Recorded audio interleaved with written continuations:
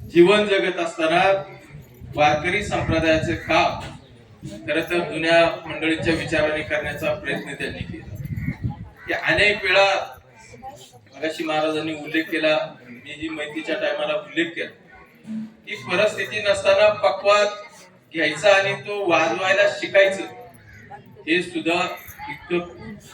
त्या काळामध्ये कठीण होतं। परंतु डब्यावरती अभ्यास करून सोरटे गुरुजींच्या मार्गदर्शनाखाली खरं तर ही 4-5 मंडळी त्यावेळेस भागामध्ये आमच्या परमार्थाचं काम करण्याकरता पुढे गेली। त्यामध्ये प्रकाश भाऊ येवले असतील, बबनराव वाजे असतील, धनाजी वाजे असतील किंवा त्यांच्या बरोबरीने सुधा मांडे असतील, असे अनेक, बबनराव कडू असतील, विठोबा दादा येवले असतील, ती पूर्वीच्या काळातल्या परमार्थ परिस्थितीला अनुसरून या मंडळींनी खरं तर उभा केला आणि तो उभा करीत असताना त्यावेळेच्या हालापेष्टा आणि आजचा परमार्थ हा खूप बदल। त्यावेळेला हा काय